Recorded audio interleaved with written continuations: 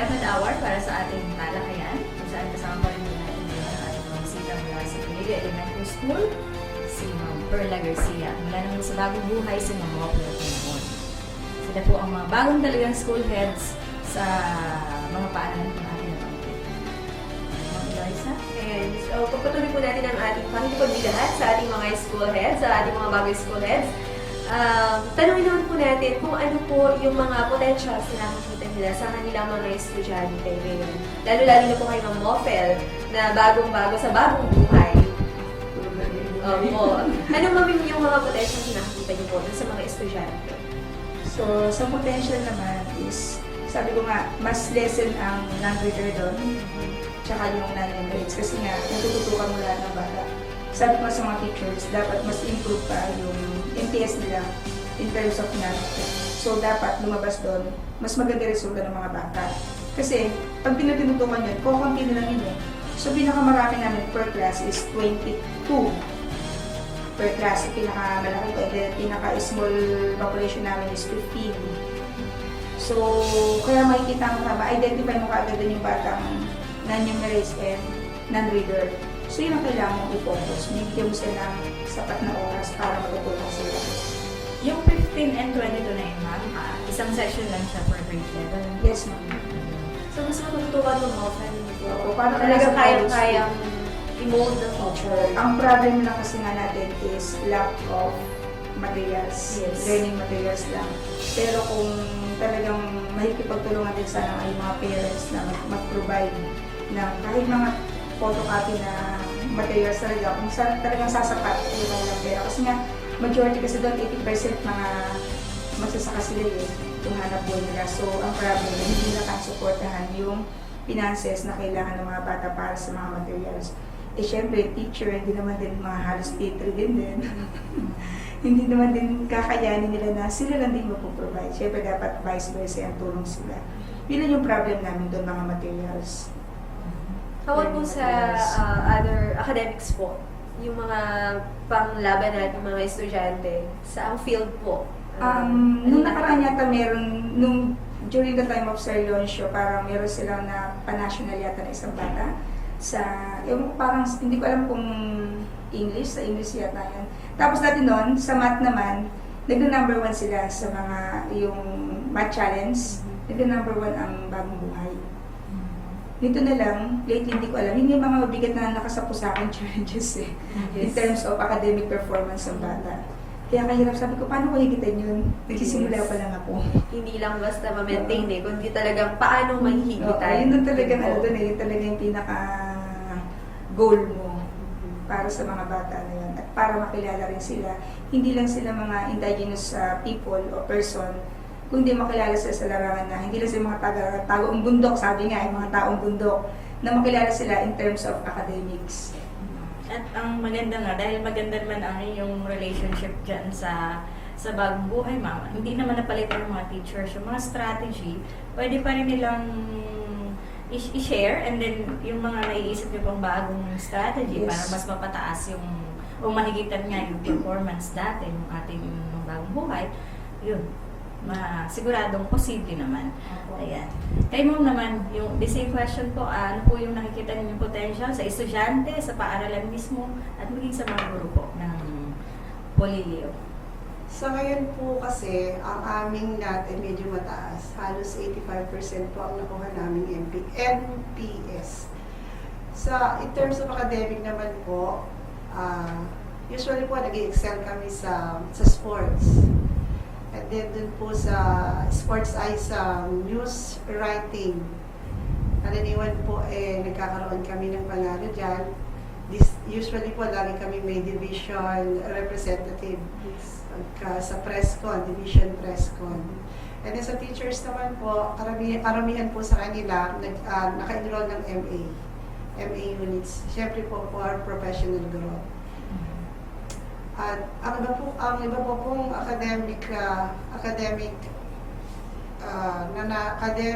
performance na pwede kong i-pursue sa kanila ay yung aming non-reader. Ang target po kasi namin ngayon ay 0 non-reader. Paano po ang plano niyo para po magawang ma-meet nyo yung goal na yun na zero non-reader? Sa ngayon po, ini-implement namin yung division na RIP, o kaya yung every child a reader, at saka nga po yung pag-utilize namin yung binabalak namin library. Meron po ba kayo nakaplanong intervention program para, other program po, para mas ma-reach po natin yung target po ng COVID? Sa ngayon po, meron kaming project para doon. Ito po yung tinatawag naming aklat para sa lahat. Para po yung bata, kung halimbawa meron silang mga oras na dal o kaya wala sila sa klase, usually po, kinukonsume na nila yun sa pagbabasa ng mga supplementary books o yung kahit anong babasahin na po pwede, kung saan makakasa silang lalo sa pagbabasa. Aklat po para sa lahat, ma'am. Provided na po ba yung mga books na pwede nilang gamitin, pwede nilang basahin dun sa mga leisure time nila? Sa ngayon nga po, yung ang aming pinaproseso, nangangalap po kami ng mga libro na pwede nilang gamitin. Kasi nga po, kulang kami sa textbooks talaga. So, learning materials din po. Learners materials. Ay, Isa yung nagiging problema. Ano po? Ilan po ang ratio ng ang ratio po ng student teacher sa inyo per grade level? Sa ngayon po, meron na kaming enrollment na 352. At ang ratio po niya ay 1:48. 48 per classroom. Ano po? Yes. At isang section lang po ang bawat Opo. grade level din sa inyo. Medyo marami. Medyo marami. Paano po natututukan ng teacher? Meron nga po kaming isang problema ngayon, yung aming grade 3, halos 65 na po pupils ang hinahawakan niyo. Paano po ang... Kasi yung aming enrollment. Tinanong ko na po ito sa district supervisor namin, si Sir Eric, kung ano yung gagawin. Sabi po niya, pag daw po naayos, baka po bigyan kami ng MSB teacher. Ang ginagawa po ng teacher, pinagsiship na lang niya, may pangmaga, may panghapon. Then yung quality ng pagtuturo niya at yung oras, pareho din po. Kasi po hindi na talaga kaya i-accommodate yung 65 pupils sa loob ng kwarto, medyo maliit pa po yung sukat ng kwarto. Congested na po talaga yung mga bata. So ang sabi po sa akin ni Sir Eric, hatiin na lang po sila into 2 sessions. So ngayon po ay ini-implement na po yung shifting doon sa may 65 Opo, grade 3 lang naman po yun. Opo, with the same teacher, ma'am. Yes. Magatanghali with the same teacher. So, Oo. talaga po yung teacher na naka-assign doon sa grade 3 ng Barangay Bulillo, talagang nagsasuffer po sa mga pagkakataong ito. Sa ngayon, Tiyaga. Oo, talaga. Iba yung tiyaga. Tsaka talagang extra time siya sa umaga at hapon. Maaga siya nagsisimula. Hapon naman na siya pagka nag-umuwi. Ganun. Ano naman po yung word of encouragement na masasabi niyo sa inyong grade 3 advisor, ma'am? Sabi ko sa kanya, huwag ka mag-alala, okay kasi RPMS, at saka huwag ka mag-alala din, sabi nga sa akin ni Sir Eric, baka daw bigyan tayo ng LSB teacher, maluluwagan ka na. Ayan, ma'am. Pero kung magkakaroon po ng LSB teacher, ang classroom po ba ay, meron pa po bang gagamiting classroom? If ever po nakahatiin, say for example, 2 sections, gagawin 2 sections po, hindi na magatanghali, whole day na po. Meron pa kaming available na room Ayun, na nakahanda so para po. sa kanya. Teacher lang po talaga. Oo. Ayun. Matanong ko na, nung nakakaraan po kasi meron naging bisita, hindi ko lang masyadong matadak sana. Walang faculty, walang principal sa office. Ang bagong buhay po at ang Polillo ay hindi naman katulad ng paaralan na. Yun ang nagiging challenge para dun sa school head. Sa akin naman, sa bagong buhay, sabi ka, hindi ka pa sumambagatid doon. Hindi nga ma'am eh. No, sa akin kasi dati may principal's office ang bagong buhay elementary school. Since kasi for demolish yung 3 classroom, na-demolish yung office. So, pansamantala naging office ni Sir ay yung likod ng extension ng stage. Na pinapangarap ko rin doon na sana sa continue ako. Maging office ko lang sana yung sa likod ng stage din natin doon, plus my gym. Sabi nga namin, natupad lahat ang pangarap namin sa bagong buhay. Kasi doon nga sa bagong buhay, ang office ko, likod lang may stage, extension lang siya. So nung dumating ako roon, nagtatawanan nga kami kasi parang lang siyang bodega. Ngayon, nung kanina dinalaw nga ako nila Sir, uy, sabi niya, ang cute naman ng office mo, ang liit, kagano, pero andun na lahat. Meron akong conference table, andito yung principal's table, yung and then yung mga, andun lahat ng mga gamit. Basta naiayos ko siya, Kanya lang sabi ko nga kay Ma'am Rhoda, hayaan niyo po, pagbalik niyo po, babae na po yung office. Mukhang babae na yung office kasi wala pa ako pambili ng kortina na maganda-ganda. Kasi pusha pink yata yung kortina na nakalagay pa ron. O di babae yun, ma'am. Hindi lang yung mga design pa, hindi ko pa siya nadidesign kasi nga hindi ko pa nahaharap. Siguro mga after na maraming trabaho, pupuntahan namin ng weekend, kaya ayos namin para maging mukha siyang office na office talaga. Para Anyway, presentable naman siya. Yes po. Anyway, ma'am, kahit naman po maliit yung office, for as long as organized po yung mga gamit, malinis, po ba, kahit na ganun lang, kasimple, magandang tingnan. Kaya nga natutuwa nga sila, ang cute nga rin ng office ko, sabi nga nila, naiayos ko lang. Buti nga naiayos ko eh, sabi ko. Yun ay aking office, maliit lang siya. Sabi nga lang, siguro mangarap ka na magkaroon ka ng sarili mong office. Hindi ko po alam. Sabi ko, tama na po, dapat magkaroon po muna ako ng classroom para sa kinder. Yun yung tinatarget namin. Sa barangay Pulilio naman po, ma'am. Pagka kasi classroom, talagang kami dyan mayaman kami. Hindi, sabihin, talagang enough lang, then may excess pa. Kaya nga meron pa kami pang library. Kaya lang, medyo yung mga buildings namin iba, medyo luma na. Na-report ko naman na yun sa city engineering. City engineer ng okay naman daw gagawin nila. Pero classroom, okay, enough, excess pa. Maalala ko, ma'am, ano po ba yung pangunahing pangangailangan ng Pulilio Elementary School? Kasi sa kaalaman po ng lahat na sa ating mga taga-subaybay po, ang barangay Pulilio po kasi hindi gaanong kilala, hindi pa siya kilala ng ilan. Karamihan nga, Ma'am Jane, nung nasa Little Very Hearts ako, yung mga estudyante ko, pag nabanggit ko yung Barangay Pulilio, hindi nila alam. So marami pa po talaga hindi nakakaalam ng Barangay Pulilio. Sabi nga po natin kanina, iba yung tulay, Ma'am. Ayan. Ano po yung pangunahing pangangailangan sa Pulilio Elementary School? Katulad nga po lang sabi ko kanina, yung textbooks, tsaka yung learning materials. Bukod po dun, Ma'am, sa tubig po. Okay naman yung tubig namin. Meron kaming isang poso doon na may jetmatic. Okay naman. Sa textbooks, ano po yung teacher? Sa teacher yun. Sa teacher. Napag-alaman po namin, Ma'am Ophel, na nung nakaraan ay nanguna ang bagong buhay sa NAT, no? Pagdating sa NAT. Di ko ba napakalaking pressure? Then, isang napakalaking pressure, kung paano po ninyo ma-maintain or hindi na may higitan kasi wala nang higit sa one, yung ganyan, yung status na yun. May maintenance namin. Kasi nung last 2013 o 2014 yata nag-number 1 sila sa buong division. So ngayon sabi ko, ang laki ng nakaatang na sa atin. So i-maintain ka natin or mapataas na yung MPS. Kaya sabi ko nga sa kanila, tutok lang, kailangan walang batang maging non-reader and non-numerates. Kasi nga, sabi ko, binigyan ko sila ng time para yung meron silang remediation teaching, especially sa mga batang may hina. So meron talaga silang oras para doon. So para yun yung magiging preparation nila para sa darating na mga examination, mga achievement tests. Ayun. Alam niyo po ba anong best practice ng bagong buhay at nangunguna po tayo sa NAT?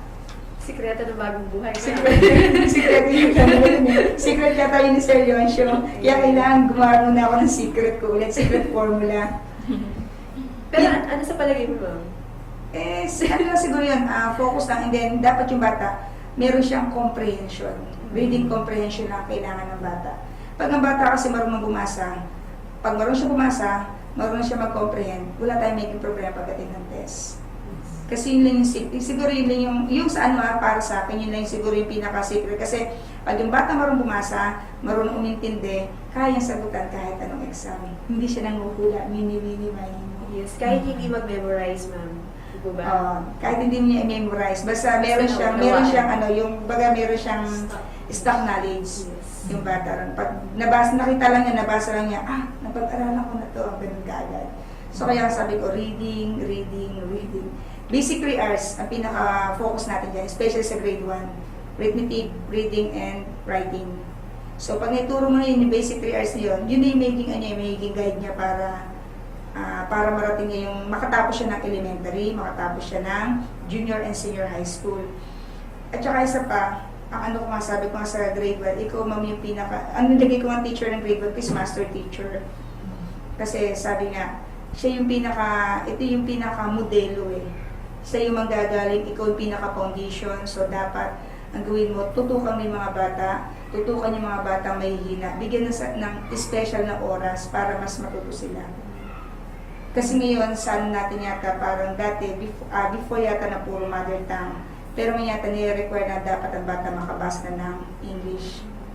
Ngayon, dapat makabasa na yung bata first quarter pa lang. Kaya sabi ko, ayun, ganyan ng oras. Binigyan ko siya ng oras para sa remedial teaching.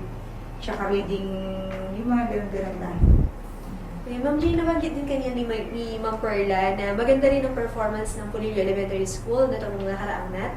Ano, Ma'am Perla, yung naging sekreto ng Pulilio? Hindi ba Para ma-reach Siguro yung proper intervention lang kasi nagawa namin. Kaya nga nasabi ni Ma'am, tutok lang, tiyaga, at syempre, kailangan ng bata. Early grade pa lang niya, grade 1, kailangan may maganda na siyang foundation. Alam na niya yung 3 R's para in case na nandun na siya sa grade 6, medyo prepared na siya. Yung mga intervention na lang na dapat isagawa, makuha niya, yun nga, may comprehension siya sa English at saka sa math, kailangan at least numerate siya. Siguro, yun lang. Ang naging observation po nung mga nakakaraang pag-administer ng natin po na karaniwan po sa nagtatap ay mga schools na nasa remote areas. Ano po? Anyways, sinagot naman na po ito ng ating chief ng SGOD. May interview na malamang na ang isa po sa mga dahilan ay kaunti yung distractions. Pagdating sa hindi maingay, hindi masyadong maraming sasakyan na dumadaan. Ito po ba ay totoo sa Pulilio? Opo. Kasi po yung eskwela namin, hindi naman po sa pagmamalaki. Yan po si EJ, isa sa produkto namin. Talaga po may value sila. Kung ano sinasabi ng teacher, sumusunod sila. Tsaka yung pag-handle po ng class para sa teacher, medyo manageable siya. Kasi nga po, mababait yung mga bata. At tsaka masusunurin sila. Pag sinabi mo sa kanila, Saturday, meron tayong review classes. Ano po sila? Religiously, nag-a-attend sila. At kung ano po yung mga pangangailangan, kahit medyo kulang kami sa mga materials, matyaga po sila. Kaya din po yung guru. Opo. Saka Ma'am Jane, hindi po ba nasa remote area, sabi nga po yung mga nasa remote areas, kasi po, gaya po ng Barangay Pulilio o ng Pulilio Elementary School, remote area, malayo sa distractions, sabi niya po ni Ma'am, wala ma'am yung mga libangan na kagaya dito sa bayan na maraming computer shop, maraming nakakatakas yung bata. Di po ba? Para lang pumunta sa computer shop, maglaro. Pagdating ma'am sa barrio, sa iba yung tulay, wala po kaming masyadong distractions talaga. Talagang purong aral, bahay, eskwela. Yun po. Yun ang libangan ma'am Jane ng mga bata. Kaya nasa bata po at nasa guro. Yun po. Pagdating sa distractions, wala pong gaano. Medyo hindi pa sila punad sa mga gadgets na makabago kasi Sa ibang libangan. Sa ibang libangan na yung mga katutubong laro lang ang pinaglalaroan nila. Pero meron na rin pong mga ilan nila na alam naman na rin po nilang gumamit ng mga gadgets na yan. Pero as much as possible, hindi nila ginagawang talagang libangan lang. Hindi nagiging reason yung computer shop o yung paglalaro sa internet para tumakas sa klase pagdating po sa mga remote areas. Ganun po. Sa bagong buhay, kung anong libangan. Kasi tapos sila eh. Sa may bagong buhay kasi, di ba sabi nila, pag tatanong nila, sa may bagong buhay, ang akala nila, bagong buhay, yung Palayan City, yun ang familiar sila dun eh, sa bagong buhay. Kaya minsan lagi naliligaw delivery sa amin sa school. Yung pala sa school pala ng bagong buhay, buti lang hindi ko nire-receive. Minsan mo naliligaw ng mga deliver ng mga gamit, mga materials, na pang-construction, nadi-deliver sa amin. Kasi hindi nga kilala yung bagong buhay. Sa may bagong buhay, pag laging tanong, sabihin mo lang, alam mo yung Hunter Valley, o after Hunter Valley, yun yung bagong buhay. hindi talaga kilala ang bagong buhay kung saan matatagpuan. Kasi nga ito nga dulong, paano ng bundok. Ang sabi ko nga doon lagi, paano ng bundok, dulo siya. So, doon naman sa bagong buhay, ang problem lang doon is, wala talaga wala silang gadgets doon. Bihira sila makahawak ng gadget kasi nga hindi nila kayang, wala silang, yung parents sila wala kakayang bumili ng gadgets na mamahalin.